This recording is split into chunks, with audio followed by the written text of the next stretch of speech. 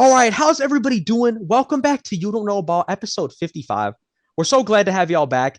As you can see, things are a little bit different today. Me and Hunter remote, experimenting with new technology because we want to start bringing y'all 2 episodes a week. A recap and then look into the future, looking into some narratives that are brewing, different storylines. We wanted to separate the two. So today you caught us remote. We're doing the recap of the, last week. And we're excited to have you guys. Hunter, it was another crazy week again. And, I think we're excited to just get right into it. Yeah, I think a game that not a lot of people were expecting to be the score was Denver at KC. So I'll ask the question like, are the Chiefs unbeatable? Well, I'll say number one, as we saw, the recipe to beat them is what we saw week one. And like I said, look, and I've said this before on the show, I'm going to keep going back to it because I was one of the people who was underselling it. My big thing now is week one, the Lions really showed us how to beat the Chiefs. And the narrative kind of was at the time, what's week one? And yeah, and it is still true. Like things are not going to be fully in place and, everyone's going to look rusty to an extent. However, the Lions gave us the recipe to beat the Chiefs. You got to shut down the run. You've got to just play sticky, get the receivers out of the game, get in their head. And because with Mahomes make it work no matter what. If a receiver is even playing at 30% of their capacity, Mahomes is gonna find a way to make it work. He's gonna find a way to, as long as his O line's doing their job. But the situation is now, what the Lions did, completely took the receivers out the game, took the running backs out the game. What are you left with? Mahomes can't do it all himself. That's what you have to do to beat the Chiefs, as we've seen. Beating the Chiefs is a hard task because it's such a challenge. But they're certainly not unbeatable. What the Lions did to them week one is the recipe. However, I'm with you on the fact that are the Chiefs still the favorites, in my opinion? Absolutely. Do they need to be the best built team to be the favorites? Absolutely not. That's just, as we know, that's the X factor Mahomes gives you. But I'll transition over to my other point too. I think them winning this game 19-8 to me, I don't know how you feel. I'm not thoroughly impressed by that. And obviously, we were saying this game had just almost not even weird vibes. I'm going to take back what I said. It had potentially atrocious vibes because of just we know how the Broncos have been. And whenever with the Broncos, they're kind of like a wild card. You like throw them in a game against anybody, and some weird stuff's bound to happen, whether it's good or bad. This was one of those games where there was some good for them, but more bad than anything. Also, some bad for the Chiefs. This game was just a mess, all in all. But regardless, Mahomes still has not lost to the Broncos. That's the only thing you really care about if you're a Chiefs fan. It doesn't matter, I guess, how you get the win on that. It's just about moving forward. They got the W, and it is what it is. But I'm sticking to my point that I think I wanted to see this be a bigger win for the Chiefs. Yeah, I will say this. I don't think people ever really thought like once they tried to Tyreek Hill, like what this team would really be like. I mean, they won a championship, but we've never seen the defense play at this high level. And could this be something where it's like, like when or Brady won all his bowls, like the defense was like a top 10 unit. So like if the Chiefs are a top 10 unit, how do you beat that with Mahomes on offense? But week one, I think, showed like what they are without like Kelsey or Chris Jones. So honestly, it almost begs the question of is Chris Jones like, do they need to re-sign him after this year long term? Because if they don't, are they the same team that they are right now when everyone's healthy?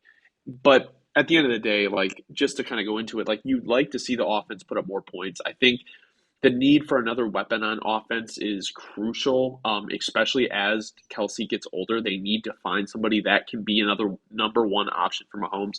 But kind of going over to Denver really quick, the defense played, lights out, in my opinion, versus a Kansas City team, especially with how bad Denver's defense has been.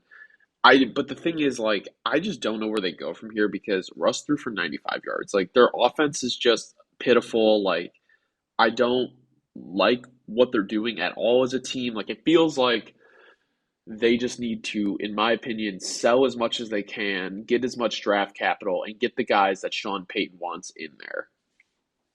Well, absolutely. And absolutely to the point of what you're saying, bro. My big thing at this point is, and I'm like narrative biting at this point. I might be biting the hook where I'm wrong at this one, but I'm just gonna say it at this because this is almost how you have to look at this, especially with this, the connection I have to Sean Payton, the prior Saints love. I gotta take it with a grain of salt. You almost gotta look at it like this is being done. I'm not saying deliberately. Let me be clear. This is some weird 3D chess shit where, when you want something to happen really bad, but you're not, it's like, what do they call it? Where it's like happening subconsciously. I think in a way, this man is realizing that there's no way he's going to get where he wants to if he keeps Russ in the door. All these things. It's almost like he's subconsciously just selling the game. And I'm not saying he should be. I'm not saying this. I'm just saying the way I'm witnessing it right now, because especially to the point of his offense, it looks nothing like an old Sean Payton offense. It is to take Connor's words from the group chat the other day. It is a very vanilla offense at the moment. It's just I find it very confusing from I know what he can do on offense to what I'm witnessing right now. And yes, Russ looks terrible. Let me be clear. Russ looks like a shell of himself. I never really want to say it because I love Russ to an extent, but what we're seeing now is he's a shell of himself.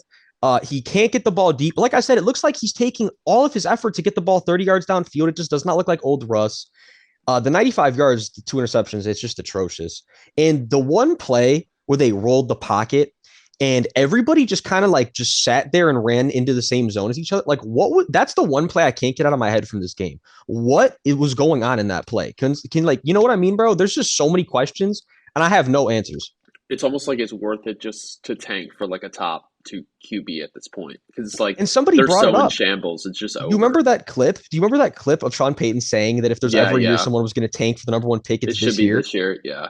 Too bad it's the Bears pick. So That is no, like, but that's the thing too, is you know what? There's a lot of good QBs in this class. That's what I'm saying. It's like subconsciously the man knows he has to almost kick himself oh, he has just to in the know. ass every week this year to get where he needs to be. Like And he need, you know what I'm saying? To get where he I wants to be. I promise you, like when he came in, like he was thinking like, okay, if this Russ thing doesn't work out, like I'm putting myself in position to because he's not getting fired. That's the thing. No matter how bad this year is, he could have an Urban Meyer like year. He's not getting fired. So it's he's really like he really can do whatever he wants. But um, you ready to move into our next game? Absolutely. All right. So Baltimore at Tennessee. Baltimore came out on top. But something that I was kind of thinking about when I watched the Ravens is are they capable of making like a deep playoff run? Because like I think they're a better team than they were last year, but something when I watch the Ravens, they just don't strike me as one of those teams that's th- like when I watch the Eagles, when I watch the 49ers, when I watch even the Lions, I'm like, "Oh wow, this is a really really competitive team." And like I just don't get that. Not that they're not competitive, but I just don't get that vibe from the Ravens that like they can go into any game and win it. Like they can, but it's like I'm not confident about it. No, bro, it's the same thing we were talking about last week. And I'm glad this was the question we have to address because the reality of the situation at this point is the narrative is not going to change until that they make us change it. Because number one is, as if you listen to the show, I love Lamar. Lamar's skill set is amazing. Lamar keeps growing every year as a passer. The Ravens are doing the man an incredible disservice, right? Like we said, and you even brought up on last week's show, I never really thought about the issue with the running back room because you know my opinion on running backs. You know I'm very kind of like, next man up. Whoever's producing is going to produce. But with an offense like the Ravens, where the run is very much the most important thing in the offense, far and away, it would make sense to go get a top dog to be pairing with Lamar to make the read so much harder to defend. And not only that, it would make much more sense if you're not going to pay any star receivers, besides OBJ on the $15 million deal, producing minimally. So to the point of last week, nothing has changed. Lamar's playing great football, but he can't do everything. He can't play with guys that are running the wrong routes, that are dropping balls, and that aren't creating good separation consistently. Most importantly, creating good separation consistently. By far the most important thing about this with the Ravens right now. Um, yeah, they are a team where when they can run the ball, they're going to probably win the game. But when they play a really good defense in the playoffs and it gets tough and you got to be able to win one-on-ones, are the Ravens going to be able to do that at the moment? Well, No. And again, does it work when you had a guy like Brady in the past and you could have basically no receiving core and get by on the fact that he's going to read the field perfectly at every step with every second of anticipation? Sure. But the reality of the situation is no other quarterback really is like that because that's why he was so special. So to sit here and expect Lamar to be able to deliver the ball absolutely perfectly on every single rep, it's just not fair to him. It doesn't make sense. Why not give him help? That's my question to you, Hunter. yeah, I mean, I guess my thing too is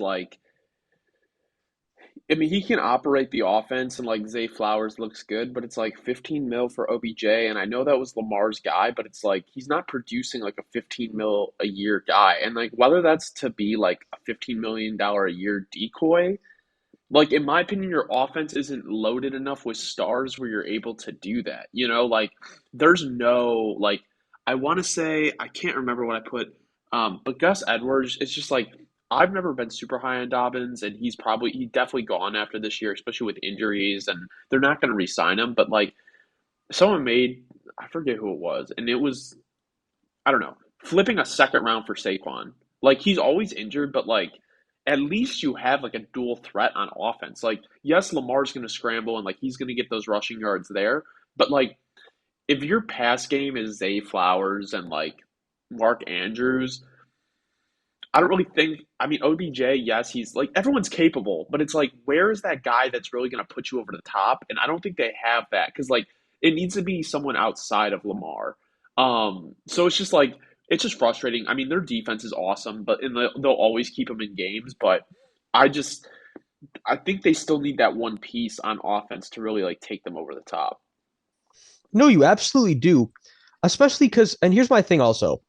It works to an extent when you have multiple top tier guys on the O line, right?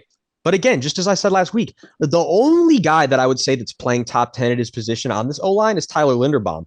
So now the issue becomes you don't have the stud receiving core and you also don't have a line that is protecting Lamar all day. What is the thought process on how we built this offense? That's where I'm just, it's just such a disservice to Lamar. It makes no sense. Right. It makes no sense. And that's really where it's at this point. It makes zero sense. So what also makes Frustrating zero me. sense to And I have me no affiliation to the Ravens. What makes zero sense to me is why when Tannehill came out, Will Levis was not put in.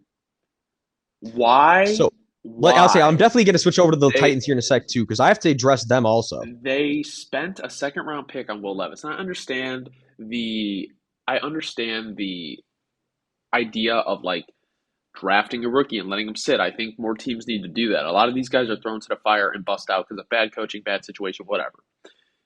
But we know Malik Willis is not it. Like we know that like what we saw last year, there's a reason they took another quarterback. Like so my thing is this. If you're not confident enough to put Will Levis, a high second round pick, a lot of people had first round grades on him in a game where he can finally get some game time in the NFL, like it doesn't make sense to me one why you don't do that. Also, there was no signs of improvement from Willis. Like he was still making the same mistakes. He couldn't get the ball out. He kept running. He was running into sacks. There was no pocket awareness. I'll The say only it might even look worse than I've seen him oh before, unfortunately. And let me be clear, I loved Malik coming out of school, and I was very originally be also clear that it was like you can't just throw him in the any time in these first even few years. You got to completely Jordan love him, and yeah, so he's now in a situation where it's never going to work for him on the Titans. Like it's just that's just not ever going to be a thing. and also it's like DeAndre Hopkins, like he had a great week last week, really non-existent this week, and whether that's the result of who's throwing on the ball or just him being blanketed, like it just it's better than the Julio Jones signing, but it's just like I don't know, man. It was just but that's what I'm saying. Like if they would have played Levis, I understand the signing where it's like you give a guy where you feel comfortable throwing him the ball, he's going to catch it. But if you're not going to play Levis this year, what is the point? And also, there's really no bright spots on that offense. I like Tajay Spears, but I mean Derrick Henry is like the only. I mean outside of like Skoronski, like Traylon Burks, like I don't know, like it's just like it feels like their offense is just like it doesn't develop. Like the players are just their players and that's it. Like they don't get better. And I don't think Well, that's gonna last very long. and unfortunately too, I definitely want to point this out. I think Titans fans would agree with me on this one. What's killing me too about the Titans right now is it kind of feels like when I'm watching them a lot, they kind of take a big step back on defense. A lot of the star players not playing is up to standard this year, and I know we're only 6 games in. That could completely turn around. But this D line that I had I was so keen on was going to be such a mean, ferocious unit. They're not really delivering on that like I expected them to, and that's got to be cause for a concern because the identity of this team for so long has been, it's going to be smash mouth on both sides. It's kind of like that's not really as much the identity on either side now because, King Henry is, we know he's still King Henry, but it's not the same prime King Henry it was. And I agree with you. Let me be clear. The one thing that they definitely have got to hang their hat on is that Tajay Spears is going to be a real good back in this league, I do think, for a good period of time here, especially with the situation they have him in.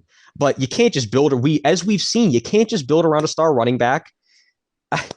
They literally, the Titans try to do it with one of the most generational ones we've seen, and it gets you far, but it doesn't get you to the promised land. I think if anything, there's almost going to be like an organizational philosophy kind of regrouping here with the way the Titans' direction is looking like it's going. They're in a funky situation as a franchise at this point, bro. They'll just never be bad enough to like pick super high because of Vrabel, but at some point it's because like they keep like talent around, which I don't blame them. But at the same time, like sometimes it's kind of like the Vikings where it's like, all right, it's just time to rebuild. Like sell when you can. So No, absolutely. They are 100% in that situation at this point. all right, let's move into Washington. All right, actually, I'm gonna repeat that. Let's move into Washington at Atlanta. Is Desmond Ritter single-handedly losing the Falcons games? Oh no, at this point, absolutely. And I won't even actually. I can't do that to him. Let me be clear. I can't do that to him. I can't single handedly do it to him because no matter how bad you're playing, it is a team sport, and someone could pick up the slack. But I'm also a realist, and I understand that not every time someone could, they're going to because sometimes they're going to be outwilled by the other team's defense, the other team's offense. Coulda, woulda, shoulda. Well, coulda, woulda, shoulda. That Desmond Ritter could be playing better too, right? So it goes both ways, and he could be playing way better. So yeah, and reality situation is, bro, he's playing at about top or bottom 31, 32 level. You can either put him as the worst or second worst right now. You can kind of pick your poison. Regardless of how you want to put it, this was the narrative I think we created right around week 3 when they started off really good. And it was like, this team, they're going to be competitive this year. They look kind of concerning this year. But I was very quick to point out that that's not true because Desmond Ritter is going to be the one that's going to hold them back. Sure enough, it didn't take long. As every Falcons fan knew it wouldn't. They were kind of holding on. They were holding on by a thread to the faith and hope that just maybe they found an absolute stain and they were able to build around this contract. But, the truth exposes itself very quickly. And the situation is what it is, where the Falcons are very much in the same situation as a lot of teams at this point in the league.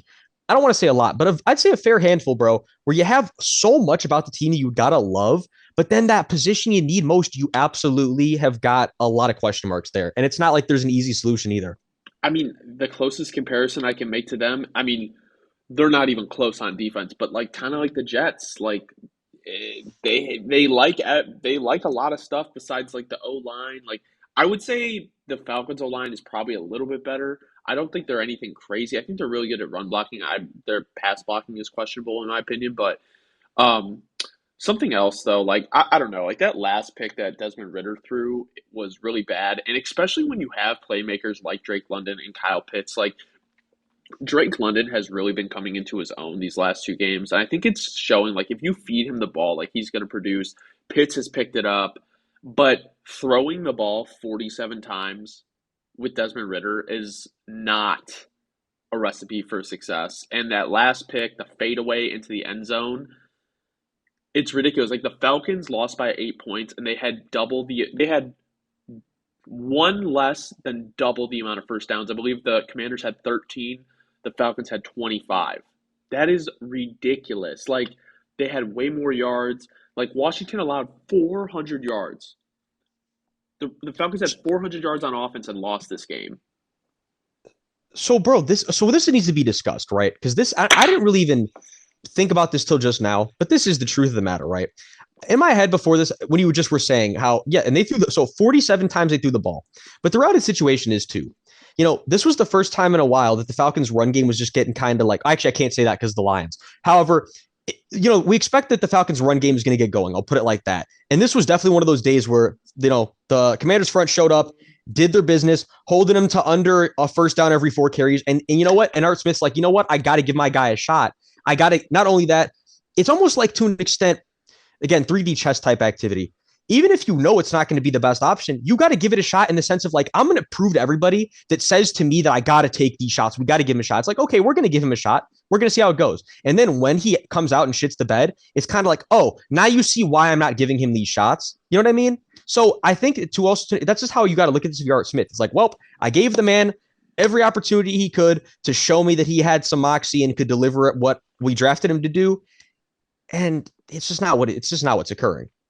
Yeah, I've been off the Desmond Ritter hype train. I think, like we talked about, like I don't think Kirk Cousins is getting traded, but to me, Atlanta is really the only place that really makes sense. But it's just like it would be so drastically different if they had like at least a competent quarterback in place. Like just not even competent, just one that's not going to throw interceptions. So I don't know. Like if you want to look at the other side, Washington, like Sam Howell, sack machine, throws a lot of interceptions. But this game, 151 yards and 3 touchdowns, no interceptions. So I think that's what I'm saying. Like, there's really not much to talk about with Washington this game. It's like when you turn the ball over 3 times, especially against like a defense like Washington, who is definitely going to ride on that momentum because of all the talent they have up front. But then also, the Washington's offense, like I feel like can go toe to toe with really anyone if they're clicking on that day. So like for Sam Howell to only have 150 yards and 3 touchdowns, like that should show you that like Atlanta is definitely the better team here, and they just like folded it. They folded at the end of the game. So like there's really not much to say on Washington. Like they stayed in, they battled, but it was really Atlanta's fault. No, 100%. So I think, and again, I'm going to switch over to the Commanders here real quick. I'm going to take a little, flip sides. We're talking about the Commanders real quick from my end. My thing that I don't know how to feel about Sam Howell, bro. I'm in this weird territory where he's young enough that I'm going to give him more time because I'm never going to judge someone on. This is essentially really his first year in my eyes. You know what I mean? So it's like this the first year, and then I'm gonna give you a little time into year two. And if you're, but what I'm saying is really, I'm starting to view him like he might be one of those guys, and we know there's a lot of these starters in the league right now. Let me be clear, you can be a starter that's like this, but I think what he's starting to look like to me is he's one of those starters that it's like, yeah, he could really show up, but he could really, really not show up. And I think almost to an extent, like to compare him, it's like, again, he's younger, he's not at that point yet. But I think his ceiling, the way I'm looking at it right now, is it's funny enough where he's talking about it, but he could end up being like a Kirk type of guy, where it's like, you know what I'm saying? Where we Yeah. know Kirk's going to show up most weeks, but then there's that one week that's going to happen where he's just going to fold crazy. That's kind of like how Sam Howell looks like he might be shaping out to be. I think he could be a decent quarterback for them. I just think he's a little he needs to get his sack problem under control, and then like he needs to also um obviously clean up the turnovers. But I mean, it's his first year, he's a fifth round pick. Like it comes to be like expected that he's not gonna be perfect. But I honestly like what I've seen from Sam Howell. Um Obviously there's cause for concern, but overall he has played decent. So you ready to move into our next game? You know it. Minnesota at Chicago. Are the Bears a lock for Ooh, Caleb Williams? you know, I I've been thinking about this. I don't want to say that's the case because this happens every year. It does. Where you know it. I can think of the team every year if I go back and look at the standings, where there's always that team where the narrative becomes like those are certainly the guys. Like those are the guys that'll be picking number one, and then some stupid shit will happen in the last few weeks, last 4 or 5 weeks, and something they win 2 games. They end up winning a few, and you're like, what's happening? And then some team that you didn't even expect ends up at the very bottom, but I, you know, I think all things are pointing towards. I'm not going to say it's guaranteed, but all things are pointing towards that the Panthers are going to be the team that's there at the bottom of that list. I don't think it's either going to be you guys or the Panthers kind of thing. But I think you guys can safely kind of bet on the Panthers with the way things are leaning their season, especially looking that they're probably going to be trading out Brian Burns soon. Any type of real talent they have on the roster is going to be looking out the door for the future. So once that happens, it's going to be really hard for the Panthers to pull out a game this year. So, Uh, yeah. unless they pull it out against you guys, at which case it still helps you out regardless. It's kind of like, yeah, the Bears have the safest shot, though, I'll say, of any of the teams that we've ever been like, those are the ones. The Yeah. Bears have an extra safe spot being that they also suck and the team that they need getting it from really sucks. So this is how I kind of looked at it. I kind of looked at it in a different aspect. I kind of looked at it as like with them losing this game that was very winnable in my opinion. This kind of solidifies the end of like Justin Fields in Chicago. Because my thing is not because of how he played, but because he got hurt. And my thing is like I think this game said more about the coaching than it did about Justin Fields. But my thing is with Justin Fields, like unfortunately, if he wanted to stay in Chicago, like he had to play like he played versus Denver and Washington, and then also stay healthy. If he's out for 2 to 3 weeks, even a month, like 2 weeks maybe, but a month, it's like at that point, you're not able to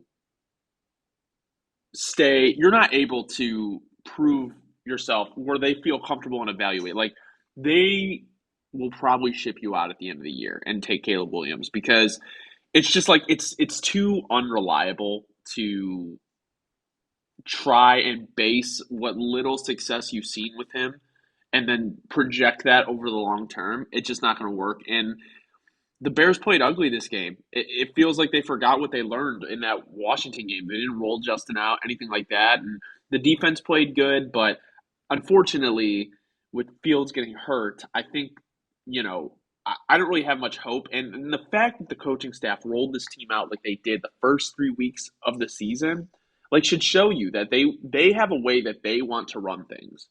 And as soon as things work, they're like, okay, now we get a little bit more leash to do what we want, even if it doesn't work. And it's just like, you guys got to go. Like, it's bad. No, absolutely. And so I want to like turn this into kind of another talk because this is I've noticed that the talk around the Bears nowadays has kind of been like, well, these last two games with Caleb Williams kind of has a lot of Bears fans concerned with Caleb, right? I don't want I to even don't. use the I word a don't. lot. I'll say I've seen a fair share of Bears fans that are kind of on the train now, like, oh no, like, and it's the ones that are very high on Justin. But Justin's been doing this the whole time. that's this no this is why I have to go on a little mini rant here because this is where I'm getting a little bit confused with how people are looking at this. Because actually, no, I'm getting incredibly mad because I'm going to tell it to you like this. As a Saints fan, right? If I was in the situation you guys were in, I would not be sitting here like defending my starter and rooting for my starter to keep their job. I would be like certain bent on like, dude, no, like this is the guy. And it's crazy because this is why I don't. Bears fans need to go back. This is what Bears fans need to do right now. You need to go back and watch every snap of Mahomes back his like last couple years at Texas Tech. And what you'll see is, trust me, this is what's crazy is you'll see he wasn't the guy you see nowadays yet. Now that might be crazy to believe. It might be crazy to believe that what you're drafting is the player's skill set and then not the exact player at the time because they grow and they develop and you teach habits, but then you retain the skills that they already had that you liked. So my thing is nowadays, bro, sorry, I just had an alarm go off. No, It's you're kind good. of like how are Bears fans not seeing the vision of like we're taking the skill set and we're going to coach in the pocket awareness and we're going to coach in. And let me be clear with the coaching staff now, fuck no. I'm not talking about none of these guys. Scrap every single one of them. All of them. All of them. O-line coach, receiver, done. Done. This coaching staff is an inept garbage dump. However, that's the point. Is Caleb is the type of guy that you put the right staff around him. Oh, I guarantee it's not even a question. It's not. There's nothing questioned about it. It's a matter of getting him to develop. Yes, do the Bears have those guys now? Fuck no. But is keeping those guys and keeping Justin the recipe for the future? Absolutely fucking not. Bears fans have got to screw their head on, realize that this team has been run by morons for an eternity, and the only thing that can save him, you guys at this point, is a completely new staff.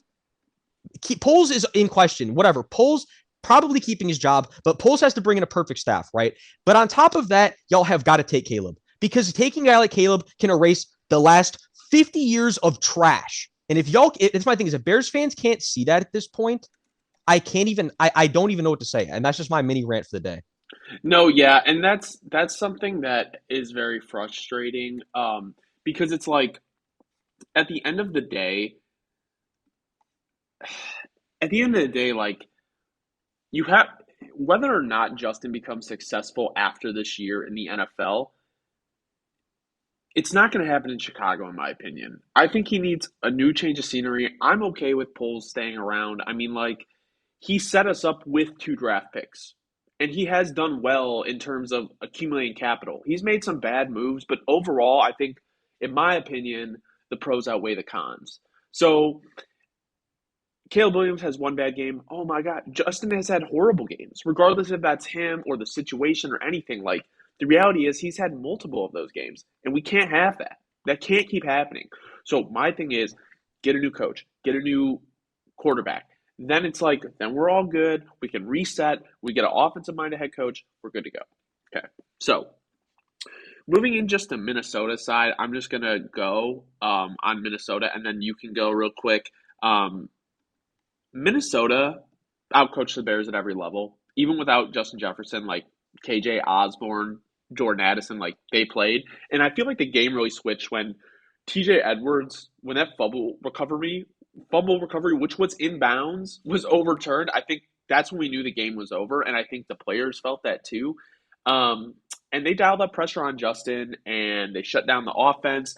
The coaching staff didn't have an answer. They didn't bring in an extra tight end, chip the rushers, like anything like that. They just let Justin figure it out, and like that just goes back to the coaching staff. I mean, the Vikings are definitely not a 1-5 team, and they beat us today. So, well, they were 1-4. Basically, I was saying, they're better than having one win right now. So my thing is like, I think they might pick up a couple games now going forward, which is good because I really did not want Caleb Williams in division if they were that bad. So, but yeah, no, I mean, this Vikings offense is just, it's interesting, man. I don't really know what their future is like because I don't see them trading Kirk Cousins. Do you think they trade Kirk Cousins? Like, what do you think? Again, I think I'm like where I'm mulling it over, but again, if you don't pull the trigger before this deadline, right? That's where it comes. I think the Vikings are very much in the territory of, and I've been in this position as a fan base a couple years ago, right? Like I know the feeling when you really should know it's time to pull the plug on something, but you're just not absolutely ready to give it up yet. And you're like, no, there's still, they're like, there's still a fighting hope we can turn this around this year. But if and this happens this year, but the reality of the situation is that really never happens. Like, yeah, I can point out a few times it's happened, but again, the reality is it very rarely does. So now we're in a position where, yes, the Vikings ownership group, their fan base, I think they're still holding on to that same thread that we've talked about. A few other fan bases are. But again, us being realists, having no ties to the team, it's much easier to come to the conclusion of, look, the future is so much brighter if you just pull the plug now, if you make the decision now. But then also during that same territory, if you don't make it right now and you don't get the value when it's peak value, what is going to happen? I agree with you. I don't know where they're going to go from here if they don't make some right of this now. Do you think that they will do you think that they will move up to go get a quarterback if they can? If they can move up to get Drake May, do you think they will use that do you think they'll use draft capital to go get him? Well, absolutely. But also, it's like that's kind of the problem, I guess, that it comes to with the Vikings is I don't know. I guess I'm weighing it out, but it's also like, you know, I guess pretty fairly, you already have a good old line around the man. So yeah, it would be like you could trade up and you already have a They're good old line around him, they're and then you could grading build really around that well. contract. That probably is going to be the best case scenario for the Vikings this year. Is going to be trading up, relying on the fact that you're going to be able to re-sign Jettas. You already have the line, and then plug in plug in a couple new D tackles. Kind of figure out the D line. I'd say the Vikings are not fully far away from being competitive again. But yeah, at this point, there's no doubt it's going to come down mainly and far away to figuring out the quarterback situation now and stop pushing it off because they have been pushing it off for the first 6 games. And if they push it off to the deadline and they don't make the play now, it's done. Yeah, I also think it's like something along the lines of like, and we can move on after this. Um, if they don't go get a quarterback, what is the incentive for Jettas to stay there? Well, it's the thing. He's going to get paid wherever. Besides the fact that they could basically say, "Look, I'm going to give you the most, and you don't have to move." Not, yeah, and that's the thing is when you're in a situation like that, it's I guess what you have to ask yourself is if you're Jettis is like, do the extra few M's that you're going to get from them matter more than being able to choose where you want to go and where you want to play? This thing is, he's either someone who really operates and likes to stay in the same home base and is very loyal in terms of personality, or he's going to be somebody that has no issue kind of, switching over. And I'm not saying there's anything right or wrong about either decision. I'm just saying we're going to definitely find out something about Jettis based off of what decision he makes here. Yeah, no, I agree. Ready to move into our next game? Let's do it. All right. Seattle at Cincy. This game was very interesting. Okay, I have an interesting question for you. Could Is there any chance in the playoffs the Seahawks beat the Lions, 49ers, or Eagles? Can they beat any of those teams? I'd They say already beat the Lions. the thing is, it's like I think again though that was one of those. It's just a weird day. And could they? Yeah, and we know any given Sunday, but I think in a playoff environment with this young defense, I think the Seahawks are one of those teams that's kind of leaning towards more future success. Like they're not. It's going to be like I think they're still building to that peak level. And you know, it wasn't the best game from Geno this game. If any of these two interceptions, that drive was turned into a touchdown, this game is a completely different scenario. Obviously it's picking, you're taking scenarios and making them better. You can't always do that. All I'm saying is my thing right now is I don't know. The Seahawks are kind of a weird team where it's like I definitely want to see more from Geno again. I want to like last year's more consistent Geno. You know what I mean?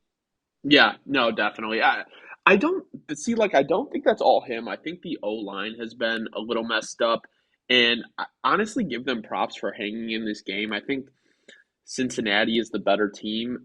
Even if, I think also though, if Geno doesn't throw those two interceptions, like they probably win this game. And I think the conversation around the Bengals is very different because the Bengals were at a point where it's like this game was kind of must win. And if they didn't beat like a team that's really not like a top contender in the NFC, it's kind of like, okay, well, what are the Bengals doing? Like the O line has been kind of iffy, and they need to pick it up. The running game's kind of not existent.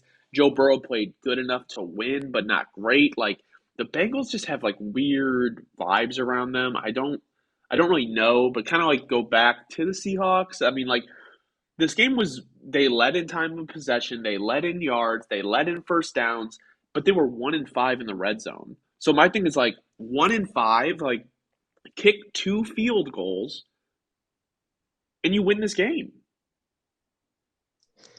So no, and it's like, I'm kind of like I'm thinking like while you after you said it, like what's going on with the Bengals? I think some that people haven't been discussing enough, and we were kind of touching on it early on in the year, but I'll go back to it now. Is maybe there a little bit of like disconnect because of the whole situation with T. Higgins? And again, this is just me speculating. I could be so fucking wrong right now, and I get nothing to do with the situation. But maybe, T's over there, like, I know I need to get paid. He's not playing as well. Maybe they're not as friendly. It's kind of like situation, everybody's a little distant. Just maybe is that part of the problem? I I don't don't know. know. I mean, I, it could be. I could, and could it also have literally no bearing on the team? Absolutely. I'm just speculating. All I'm saying is, yeah, the offense is not moving how it used to move, as we've seen. If you're a Bengals fan, you'll want to be able to see the consistency where you're like, oh yeah, there's our team that takes shots every single week. There's T and Jamar in tangent lighting up the defense. You haven't really seen that this year. and another thing too that I want to say is like obviously the Bengals start slow, but something almost more concerning to me is like I can see like with injuries with T Higgins, like there's reasons the Bengals are not performing. Like the Seahawks, don't they kind of feel like they're the same team they were last year? Like they improved, but like not enough to really like move the needle a ton.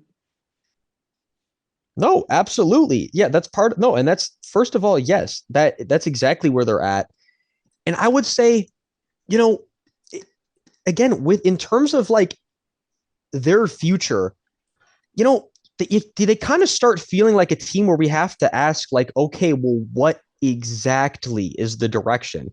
Because again, in an ideal world, I could tell you what the direction is. It's like, well, we're gonna have, the young QB is gonna step in at just the right time on the young contract, and he's gonna be hitting with the defenders that just got paid, and then we'll be able to go win a bowl, and it's all gonna click. But we know, bro, in the NFL, it does not seem to always go that way. And it doesn't seem like that's something you can bank on that you're going to for sure have the right guy and you're going to be able to pay all the right guys. They're going to stay healthy at just the right time. So I guess that's what I'm going to ask you now, bro. It's kind of like, where do you think where is like the end goal for the Seahawks here at this point, right? So honestly, in my opinion, I think the biggest issue with the Seahawks is their trenches and the quarterback. So I don't think Geno Smith is bad, but I think if they seriously can upgrade like the interior of the O line, because if those tackles can bounce back and be top half, I think they're okay. I think the issue is really the interior. I don't think, I mean, like, if you look at skill positions on both sides, it's really not a problem. It really comes down to the trenches. I think they have to upgrade the interior of the offensive line. They got to upgrade the D line. I like their running backs. I like their receivers. I like their corners. I like their safeties. Like, it's just like what we talk about all the time. Like, you have to invest in the trenches or else you're not going to win many games. And I think that is honestly where they need to focus it. I think Devin Witherspoon. I mean, like Kobe Bryant, Tariq Woolen, like they have good corners. So just upgrade the trenches. I think they'll be fine, but I still think they're maybe a year or two away. And I think maybe the way they built this team is knowing that maybe once they're able to build the trenches, they can get a rookie in there and they already have all the other weapons set up. Yeah, I mean, at this point, like, yeah, that is for sure the best case scenario.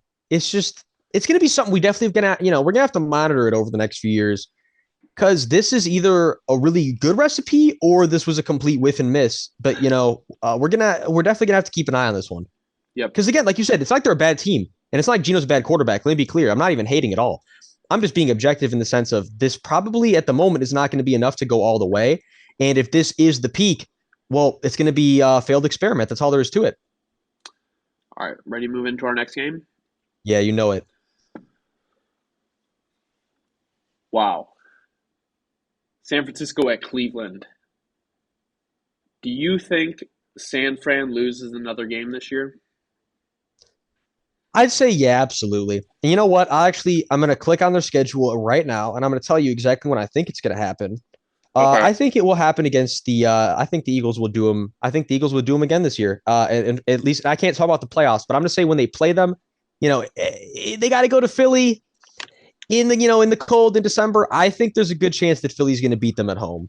Yeah. So here's Or my I go could ahead. even see the Ravens coming there too on Christmas. Last one on Christmas. I could see the Ravens coming there on Christmas, delivering a little Christmas surprise on them. That would be a very interesting game to see if the Ravens can put it together at that point. I think honestly, like my biggest takeaway from this game was, you know, Purdy didn't have CMC, he didn't have Debo, and he just didn't look good. Like so, like when I understand the Browns' defense is like different, but it's like, I mean, you still have a pretty good O line. I know they are grading pretty bad in pass block via PFF, but I mean, you still have a lot more than a lot of other people have.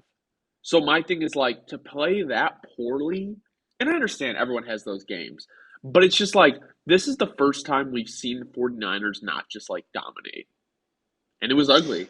And it was Oh yeah. I think it showed what Brock Purdy lacks in like natural talent.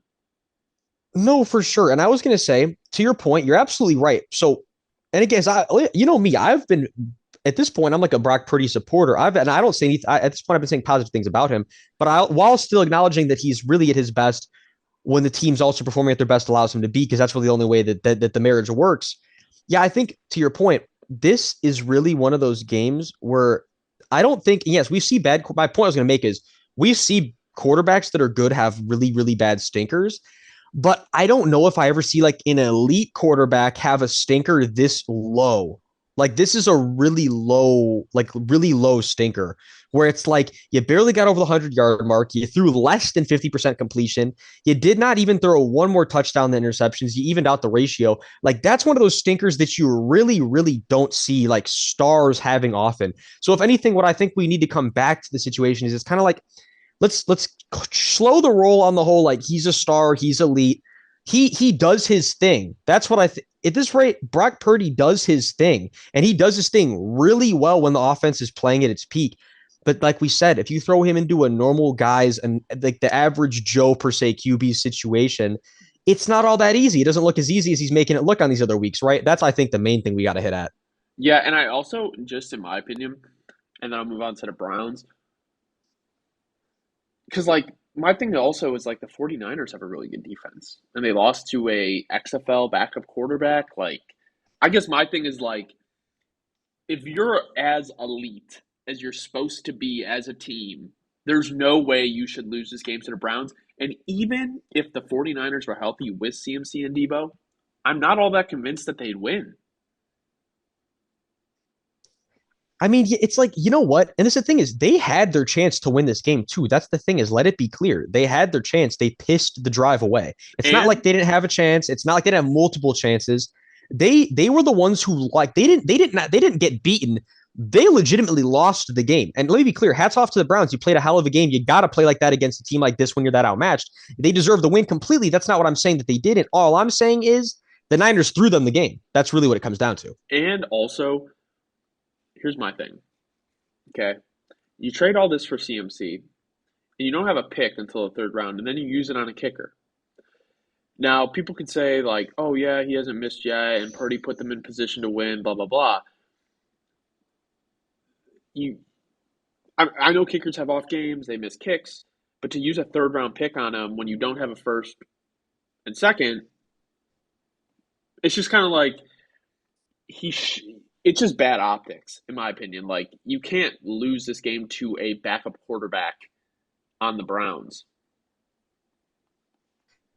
Yeah, no, you can't. And I just want to go back to the thing with the kicker too, real quick.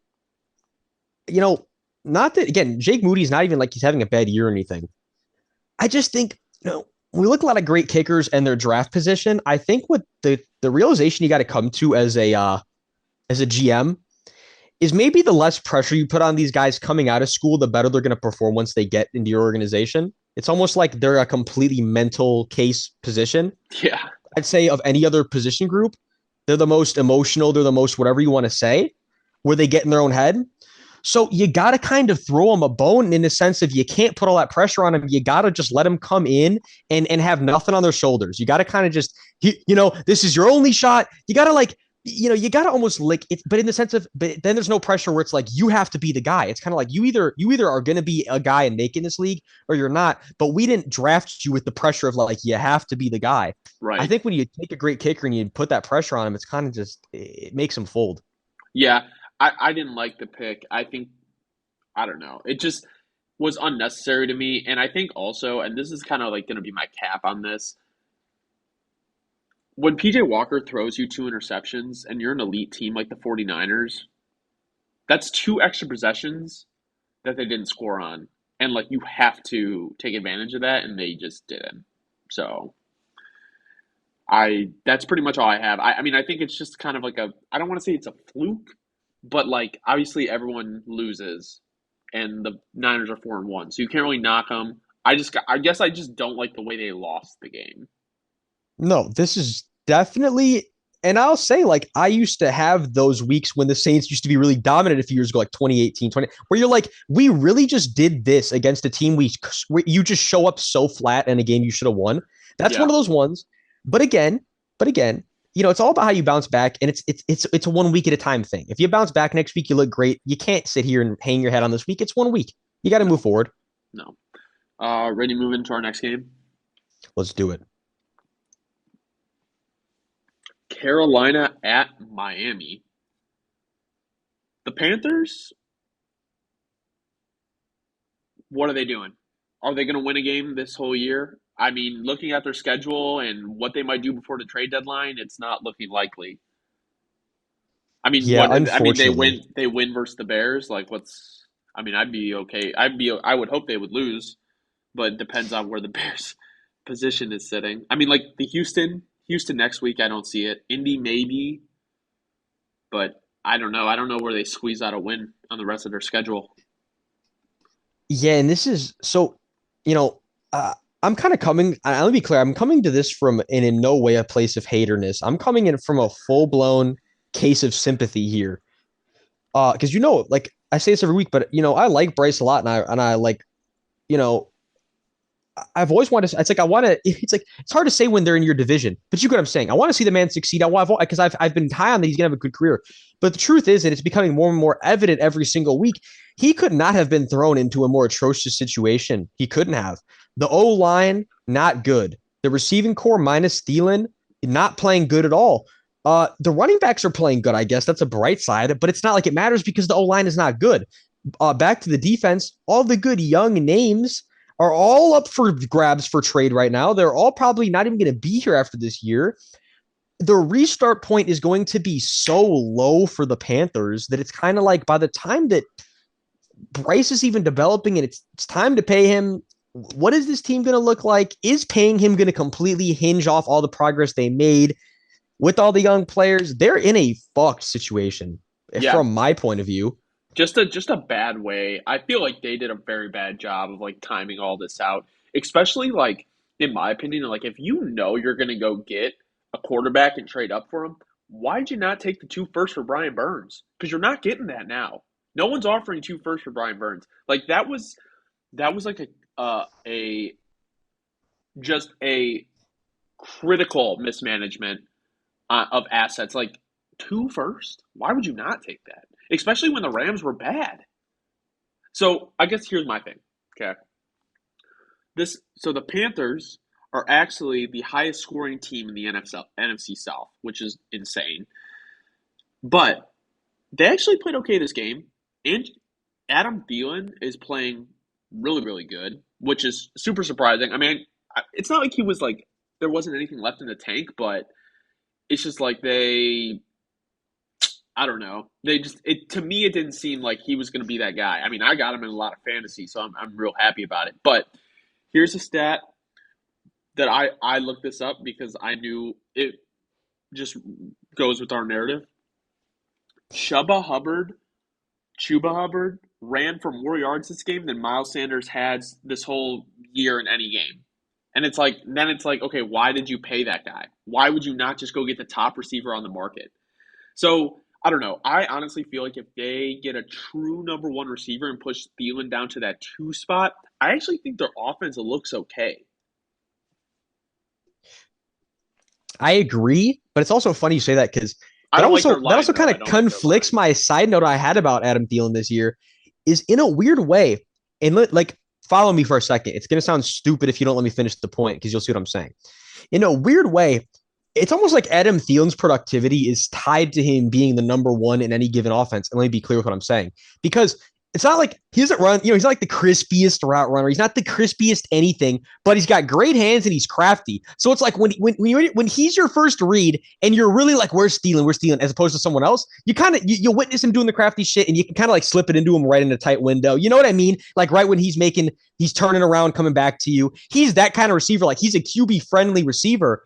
But where it's like, if he's not the first option, it's harder to find him on those QB friendly moments because what I'm saying is like kind of like his productivity is tied to being able to read him right, like the first person where you're kind of like, I'm panicking. Okay, Adam is going to be open for a split second. You know what I'm saying?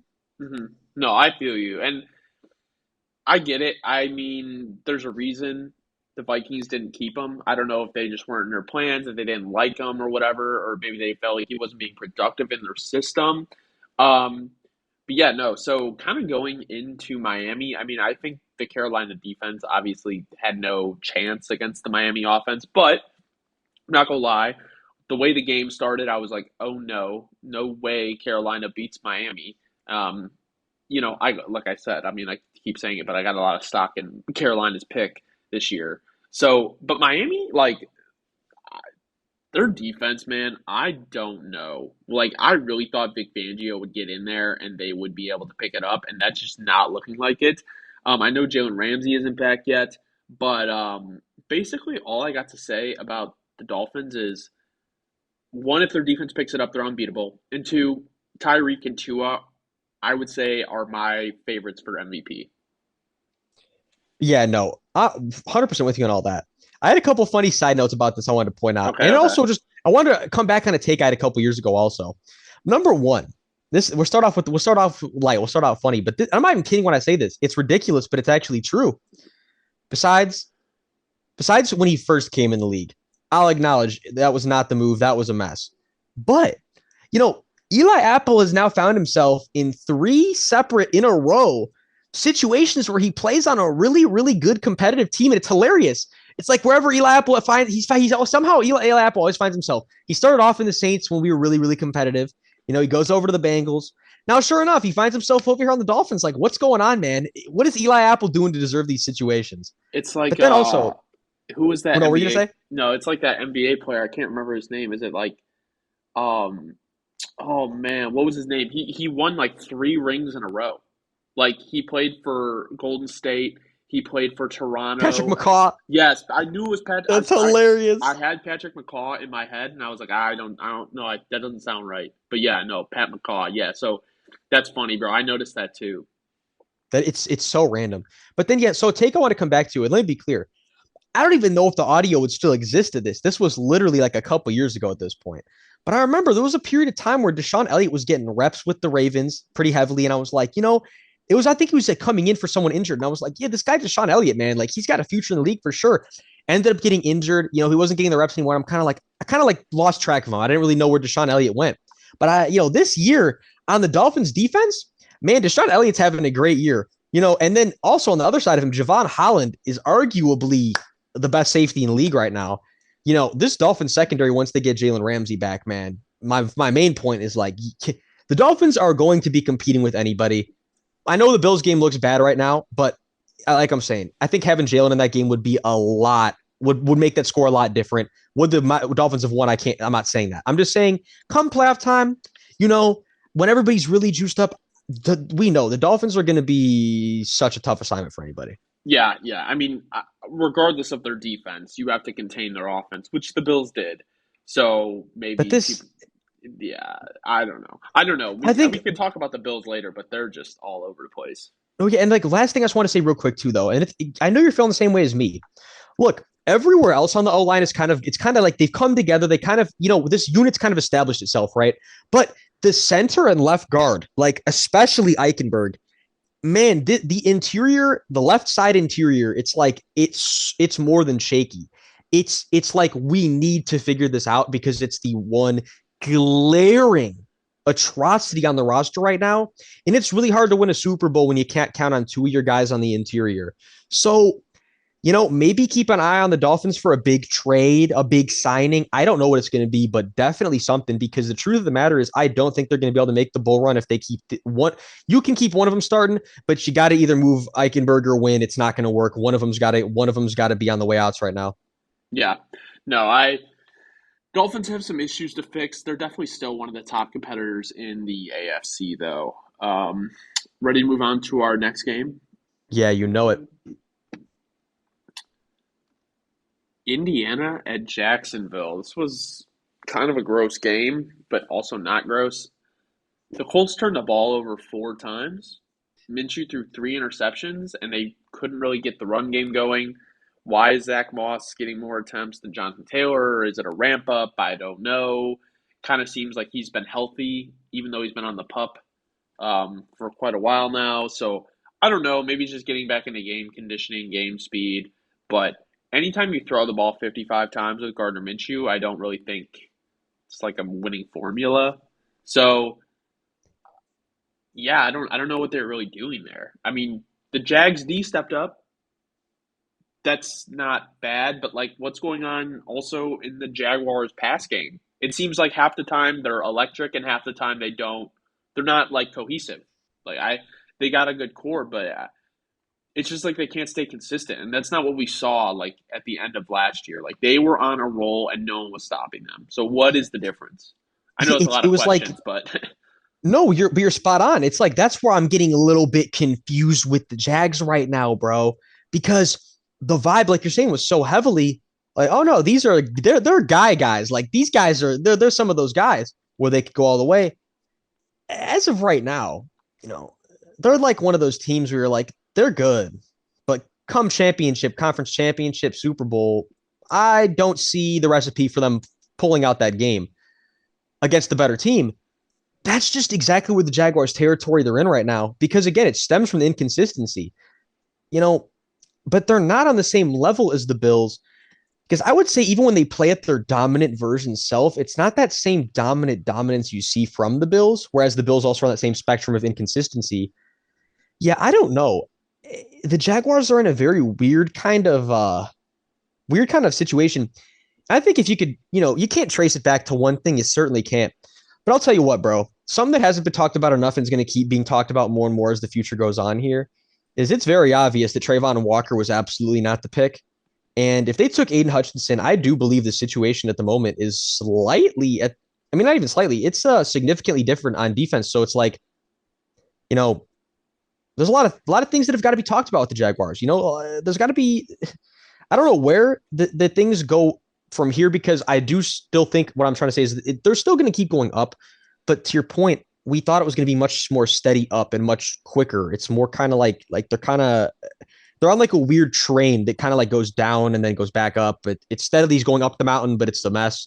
They're in a weirdly, really weird boat. They're just super inconsistent to me, and like that was like what I was not hoping for from them this year, considering on how well they put it together at the end of last year.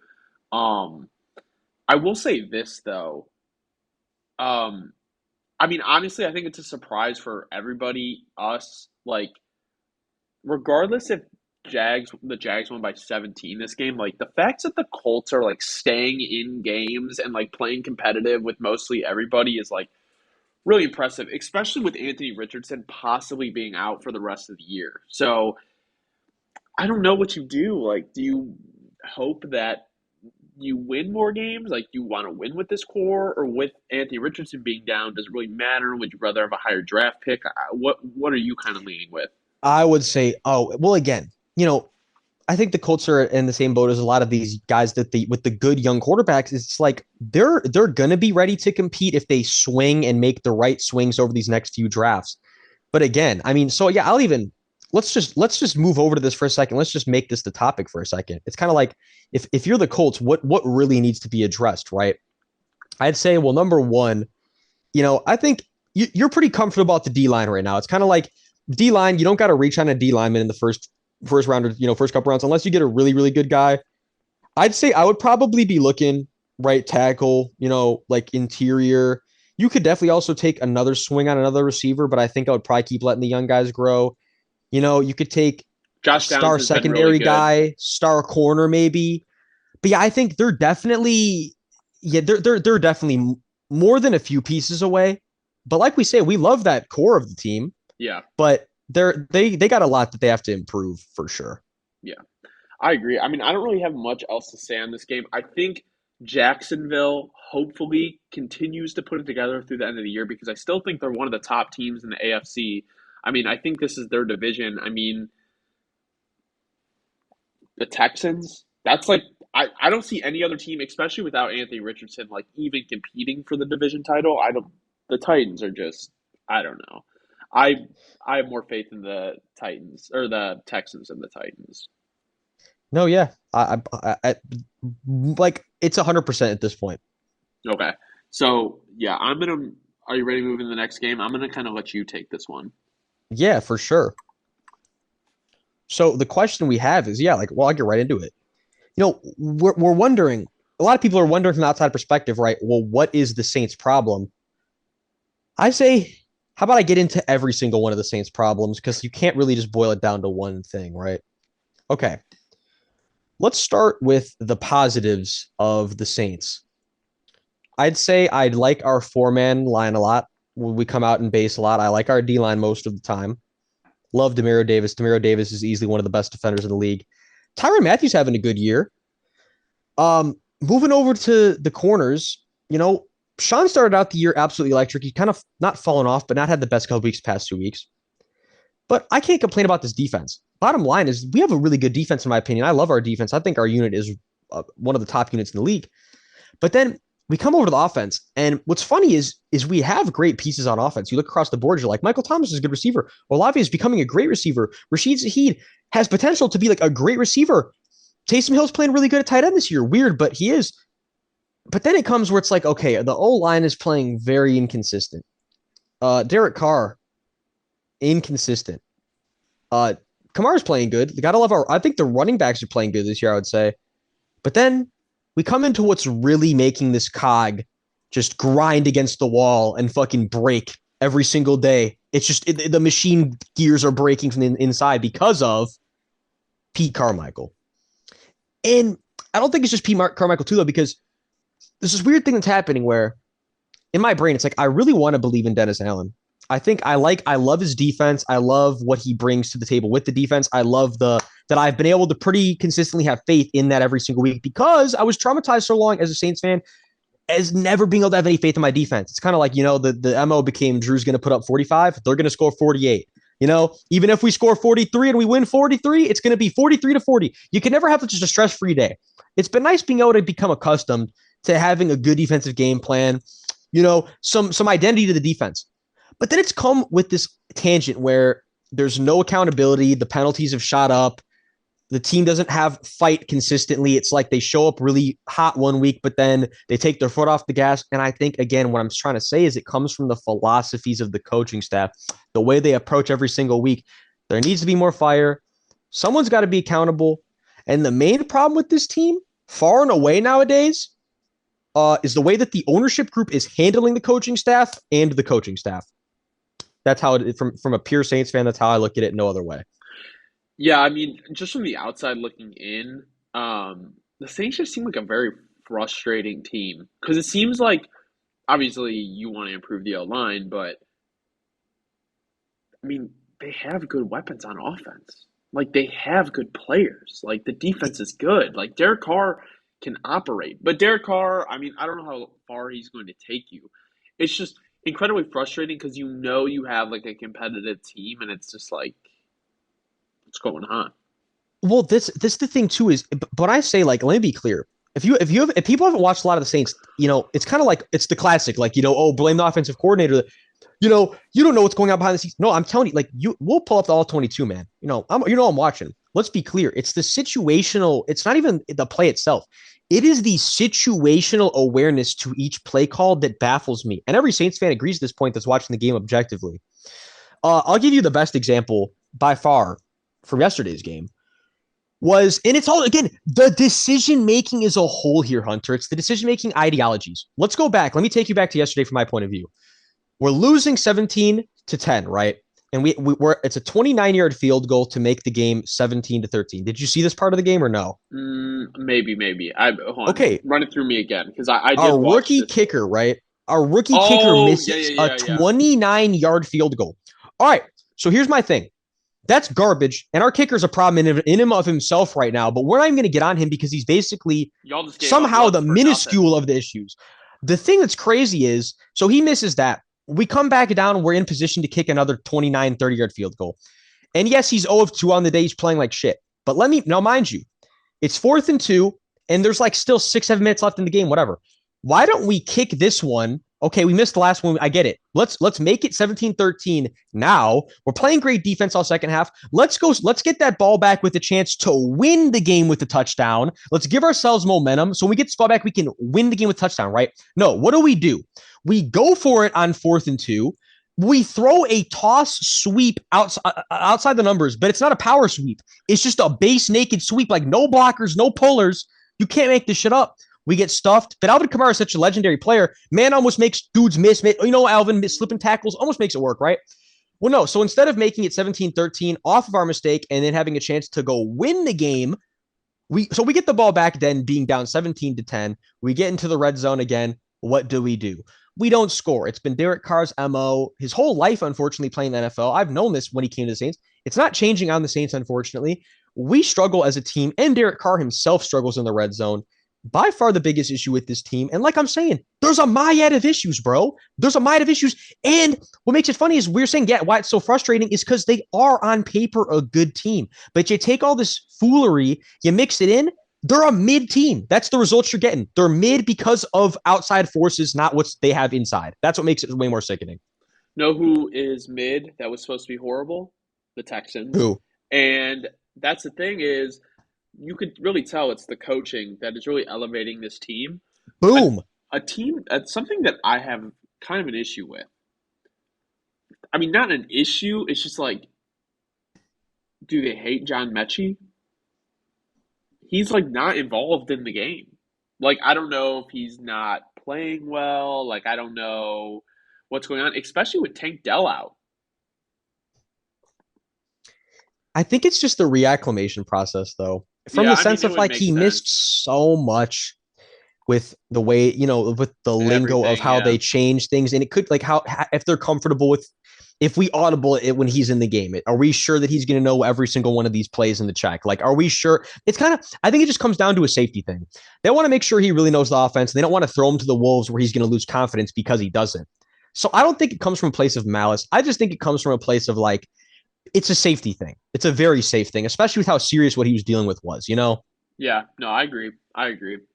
Um, I mean, is there anything else you really want to touch on Houston? I mean, they've been, I think, one of the biggest surprises in the NFL. CJ Stroud finally threw his first interception, but I mean, like, he only had to put up 200 yards, two touchdowns, and then they went for 120 on the ground. Like, this team is winning any way they can right now. Side note, and it's not his fault. That was a fake ass interception. He really does not know the feeling of throwing an interception yet. He threw the interception on paper. He got the ball back literally right where he was before, and he got a fresh set of downs. So it really felt like he got a penalty that reset the set of Oh, because they downs. fumbled it So away. Yeah. yeah, it's like he doesn't know the interception feeling yet, which is good for him. Fuck it. Yeah. He got out of the way without even having to know how it feels. Obviously he does. You get my I'm just being funny. But besides that, what I really wanted to say is look, the reality of the situation is if you're a Texans fan, man, be happy with this. Love this. This is best case scenario for you guys. I'm happy for you guys, man. I love seeing Nico Collins come out and completely make my take what I thought he was going to be. I love seeing Nico come out and be the receiver I knew he could be. I love seeing CJ anticipate being confident where he wants to put the ball. CJ is just by far the most confident rookie QB right now. It's not even close. CJ looks like him. What I pointed out to a lot of Bears fans yesterday is that I'm seeing, and it was like a side note, but it was like the difference in how he processes pressure right now versus Justin. It's like he anticipates, lets it rip. If you're a Texans fan, man, you gotta love what you're seeing the rookie year. And let me be clear, behind a pretty mid-ski O-line. So and you got a lot to work with where they're going to keep adding better receivers. You're working with a more veteran-based receiving core right now. Man, if you're a Texans fan, let me tell you, you're in great territory. All right, so let's move into our next game. Man, oh man. Are the Raiders a good team, or is New England just horrible? But yeah, let me start this off. Let me just go hot, and we'll kind of retouch on what we just touched on. But I'm kidding when I say this. But look, again, as a Saints fan, no, they're fraudulent. The Raiders, because the Patriots made the Saints look like the Eagles last year. Sure enough, no, it has everything to do with the fact that the Patriots at the moment are a completely incompetent mess. How do I picture myself saying this while Belichick is still the coach? I don't know. It doesn't even make any sense. That's what's funny. But yeah, sure enough. And again, if you're a Raiders fan, let me tell you too, from my point of view also, hey, enjoy these weeks. Enjoy the weeks where you know your team isn't even that special, but they got to look like a much better team than they were. You got to enjoy those weeks. But at the end of the day, yeah, the reality situation is, from my point of view, this was one of the hardest games to watch this week because you just know you're watching two teams that are in a very bleak identity crisis. And that's really just all I have to say without letting you introduce your points also. It's just two teams in an identity crisis, right? Yeah, I mean, I guess my thing is like I look at it like this, like you know the Raiders aren't going to keep winning. I'm kind of glad they keep winning. Add another W there, get away from those picks, get away from the early picks. But it's also like, in my opinion, like New England's over. Like there's no coming back. Like from this, like they have to completely blow it up. This doesn't even feel like a Bill Belichick team. The continuity is there. You can sense it. You can feel it in the defense when they play. Like they are not bought into what is going on right now. And I've never, ever, ever seen this with the New England team. Even when they had Cam, even early years of Mac Jones, like even if they weren't as good with Brady, like they had that feel to them. New England just does not have that feel to them this year. And it really leads the question like, is it really a possibility that they could be moving on from Bill Belichick? The more likely situation, hopefully they bring in a GM and Bill is the coach. But like, there's so much that has to happen here for them to become like a decent team. Like, it's almost just worth it to blow it up. Just, you might as well blow it up. Well, so no, I'm glad you brought this up because I've been observing, and I'm sure everybody has, and it's like I almost don't know how to feel about this because let me preface it. Do I think that this is true? No. I'm just saying again from what I'm observing. When you're watching Belichick on the sideline when the team completely sells, like I'm talking about, you know that exact moment I'm talking about, where the Patriots officially just blew the game, or they officially the game's way too far out of reach. Everybody in the stadium is realizing it. He's realizing it, and the camera pans to him, right? And I just feel like it just doesn't remind me of like vintage Bill, like No. malice in his face, like oh my god, we just blew this game. And also, let me be clear. On the other hand, I know there's plenty of times too where you almost can't even see it because he's so good at keeping it on the inside until he's going to let his guys have it. But it's like I don't get that vibe. Like it's like how I used to. I just think it's almost like it looks like he cares in his eye a little less than he used to. I guess is what I'm trying to say. Yeah, Which is what makes it even more like heartbreaking if if you're a Patriots fan. Is it's like is anybody even as bought in as things we were used to be? I don't Like think so. I think he knows it's fucked. I think ownership knows it's fucked. And on the other side of things with the Raiders, it's just kind of like you're almost doing yourself a disservice by winning because this is not like a winning football team. I, here's my thing though. Their defense, for how bare bones it is, has been playing so much better. Like Max Crosby might be one of the top 5, top 10 defensive players in the NFL. Like he is ridiculous. Josh Jacobs looks back to form. Michael Mayer's starting to perform. Very let down with Tyree Wilson. I just not really looking that well, especially with Max Crosby on the other end of the line. You would think he'd be able to generate a little bit more pressure, but also like something I want to point out with how dominant Devonte Adams is at this age, and we know how good he is. They don't target him like a superstar. Like it really looks like Jacoby Myers has really taken over. Not taken over. Like it's just like he really looks like the main. Like whether they're doubling Devonte, but like Jacoby Myers looks great. And my thing is like, why would Devonte want to stay here if there's no long term answer at QB? no, exactly. That's why. And again, whenever I bring this up, I say this every time, but it's true. It's ridiculous. It's like this far fetched notion that just because that it was Devontae's team when he was young, that he might, and that he wanted to come here. I get it. I get that. But that, dude, these guys are adults, man, and they also have priorities and things they want to do in their life. Look, if things aren't going his way down in Vegas, he's not just going to stay there or want to stay there because that's what he had wanted at one point. Things change, man. Well, Like he went there I to play think with Derek Carr and then they shipped him off. right, like from his point of view now, I don't think it's the same ideology he had when he first came in about how the situation was.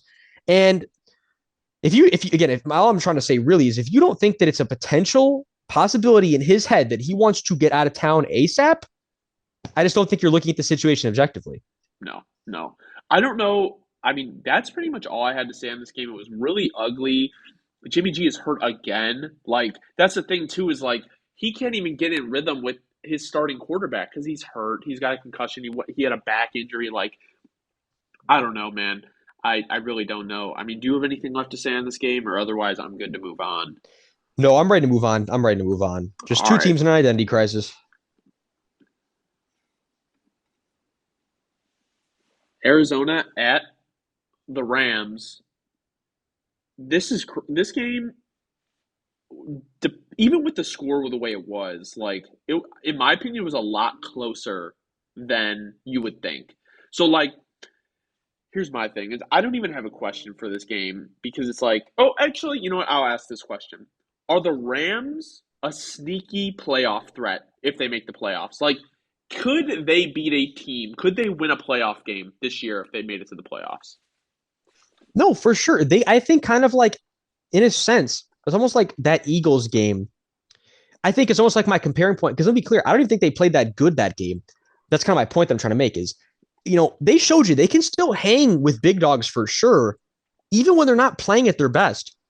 So I think they're like the prime candidate for one of those teams that sneaks in with 9-10 wins, and you're kind of like, what's going on? They're looking like a fraud, but they strike one out on you.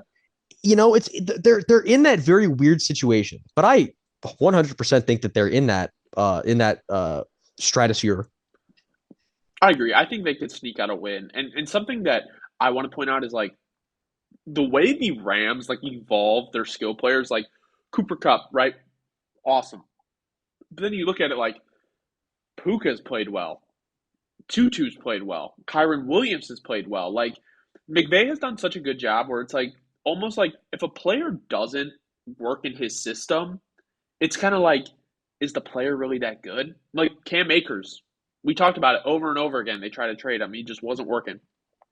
You get Kyron Williams, and it works like that. Like my thing is like if a player doesn't work in McVay's system, I don't know if they're necessarily like all that they're made out to be. Just because I really trust McVay, and I think it's shown that also like Cooper Cup hasn't lost a step.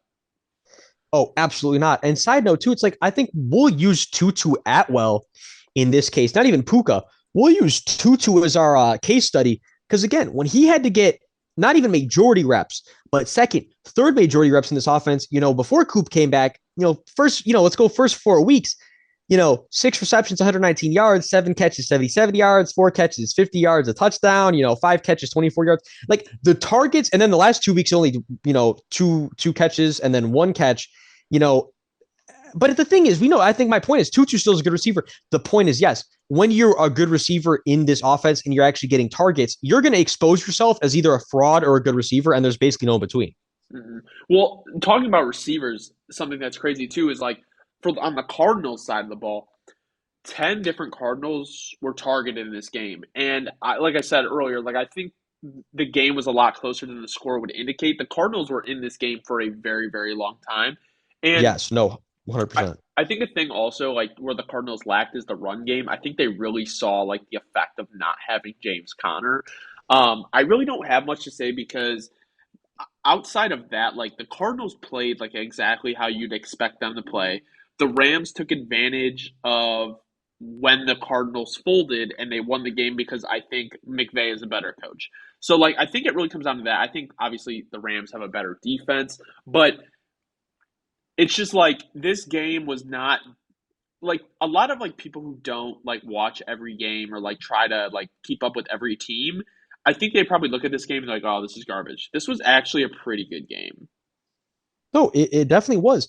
And I think, yeah, like I want to say too about the Cardinals, man, the reality of the situation has come to. It was kind of like we were evaluating how to feel about them.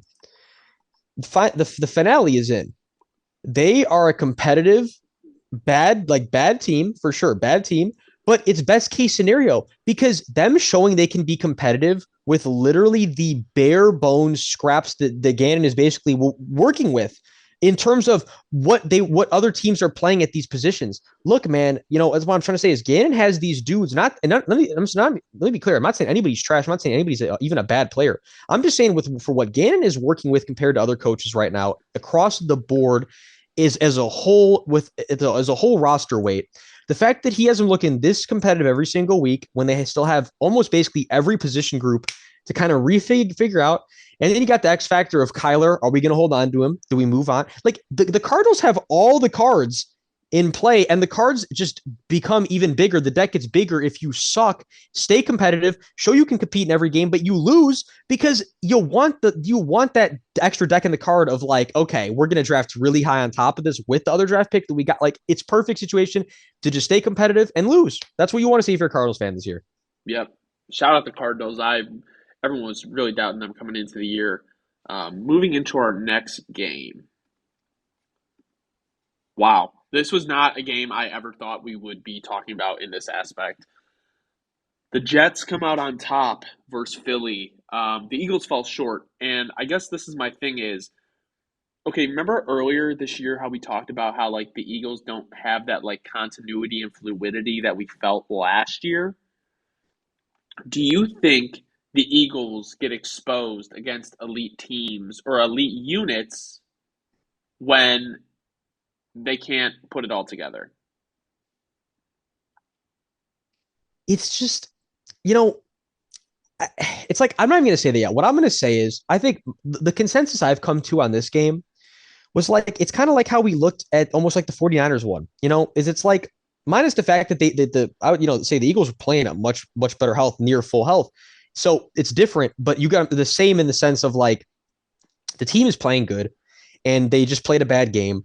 I don't think it's necessarily indicative of too much of the future. I think there's still going to be a good team a really good team that's going to win most of their games. And they fell really flat this game. But again, the reality situation is it's like they also beat themselves, which is a good thing to be in versus they didn't let the Jets beat them. I mean, they beat themselves. They made way too many mistakes. They did way too many things you can't do. And then the pick at the end of the game, which should have been basically the pick six, even though it was, you got, for all intents and purposes, the pick six. That's what lost him the game. And Right. 99 out of 100 times, Jalen is not going to do that. I have no clue what he was doing. He has probably no clue what he was doing. It's one of those moments. You look back and you're like, it just happened. And you know what? Yeah. It either happens and you let it move forward and you ride it out and you say, that's not me. That's not us. Or you latch on and make it the identity, which is why I wanted to bring up, side note, you saw they had like a players only meeting after this game where they discussed accountability and stuff. Yeah. It's almost like, I get it. You love that if you're a locker room, you love that if you're a coaching staff, you want guys to be accountable. I'm just saying it's almost like if I don't want them to. Don't beat yourself up too much here, Eagles. It's like you're bound to lose a couple games a year, and you'd rather get them out of the way early in the year. So I don't think it's too indicative of the future of the team. I agree. Can you hear me okay? Does it sound the same? No, yeah, you sound fine. Okay, one of my AirPods died, so I just want to make sure. But yeah, no, I think this honestly says more about the Jets. Because if you really look at it, like there's no way they should have been in this game. Like I understand their defense should have kept them in. Like that's not what I'm saying, but like in terms of like scoring points, like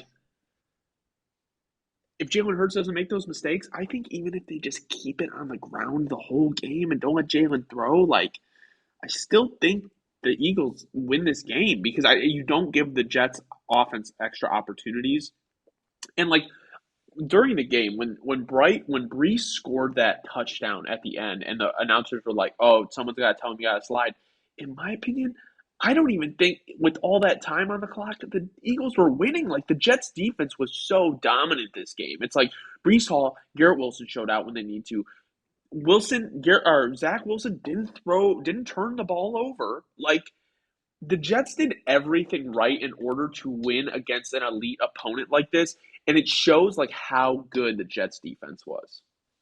No, first of all, 1,000%. This linebacker unit, I'll say especially. I was struggling with the word there. Especially Quincy Williams and C.J. Mosley, man. Oh, they're like an all-world unit right now. And then you got Quinnen on the D line just eating every single week.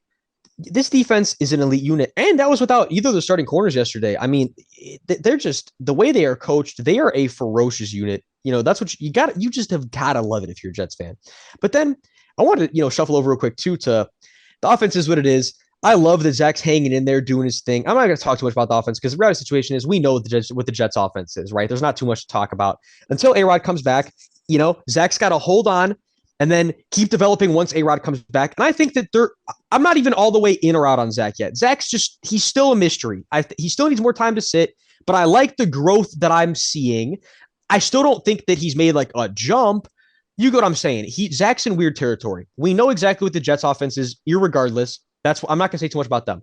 What I wanted to say is that's the thing about the announcers and the Jets scoring at the end of the game.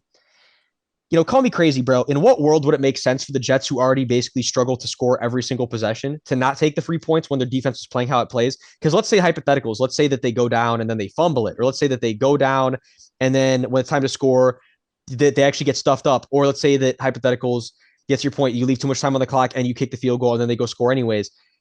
When you're struggling to score and your offense is not playing good, you have to score when you have a chance. The fact that it was even in question to me was just ridiculous. Yeah, I agree. I mean that's how I feel. Even like, and we'll get into this game later, but like the fucking Giants Buffalo game, like bro, if you can't score, you don't get to choose Like, when you're gonna score. yeah, and you could miss the kick. Like if they missed the kick, could you imagine the headlines? Like, oh, like bro, the too many people. It's always too like, it's just too hindsight's 2020 type vibe. It's Yeah. like dude, we gotta play to win out here, man. Yep. And then just last remark, this is either going to be a game that will stick with the Eagles or they're going to bounce back next week and act like this game never happened. I'm leaning towards the second option for sure, though. Same. I think they're gonna make a big bounce back. All right, moving into our next game.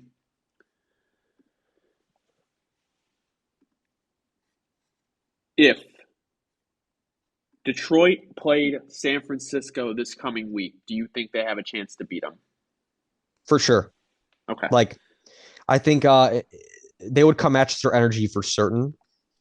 And again, like I said, what they did to the Chiefs weeks one, I said weeks. You know what I mean? What they Yeah. did to the Chiefs that week one, oh, I'm not counting them out against anybody. I think also like I'll just say my part on the Bucks. I think their defense played okay. I mean, holding the Lions at 20 points is impressive. I think they were kind of flat overall, and I feel like this was the Lions game to win, but to only put up 2 field goals, that either says more about the Bucks offense or that Detroit's defense is actually playing lights out right now. And if they continue to play this way, I think they're in every game and I think they can beat every single team in the NFL. Um Goss top 10 QB, they dominated the pass game. They only had 40 yards on the ground. And they're running like what Ben Johnson is doing is something special. And like I said, if the Lions continue to play like this on defense, I don't know if there's any game or any team they can play where they don't have a chance to win. I mean, I think besides the 49ers, the Eagles, and maybe the Dolphins, possibly the Bills, like what game are they not favored in, you know? Nope. That's and again, like we said, I think the Lions were the ones we were hottest on with our takes at the early part of the year, but we said it, man. Like they're built everywhere where it's like there's not really a weakness position group. That's what you expect from teams like this, you know? Like this is what Yeah. we expected from them. Yeah. No, I mean, do you have anything else to say on this game? I don't really think there's much. I think we kind of all knew the outcome like before the game even started.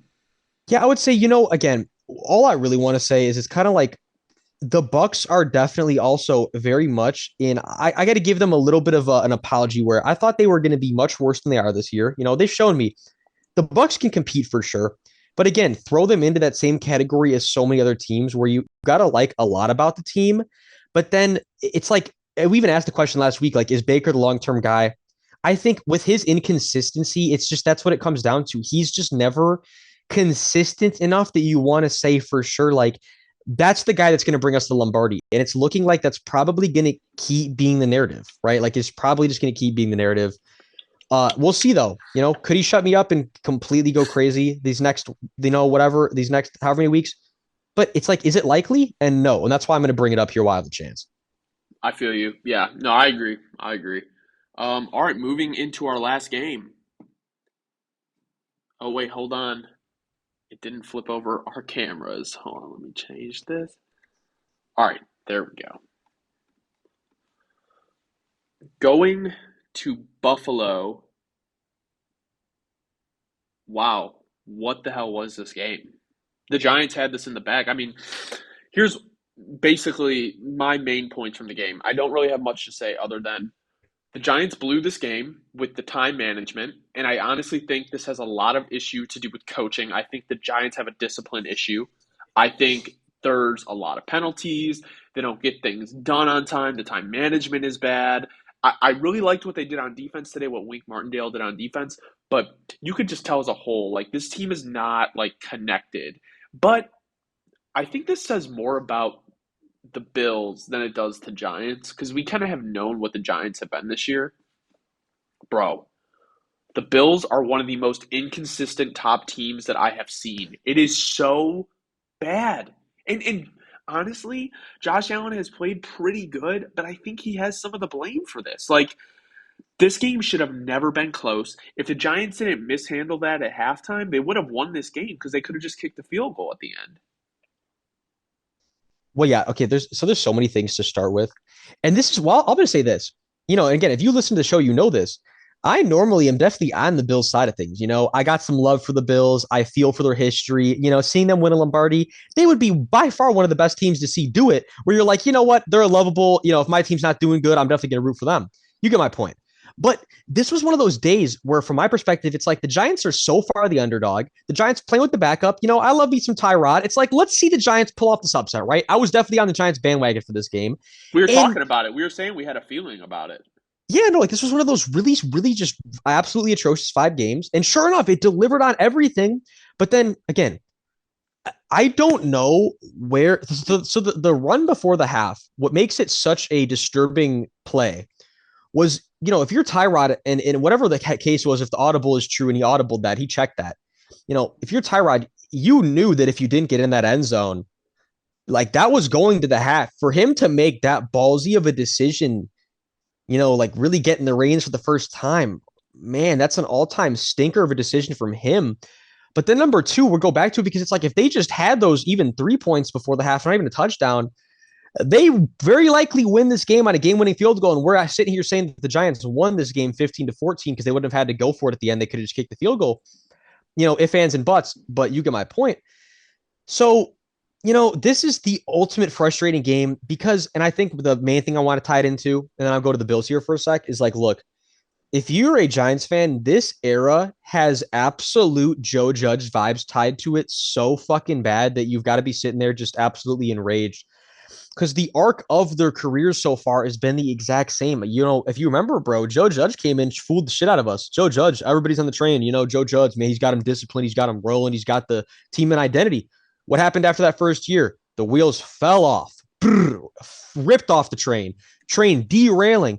It's looking like a spitting image right now from the Giants. Paid the wrong guys. Man, the situation is bleak. We'll move over to the Bills because I don't want to rail on the Giants. It's a bleak situation.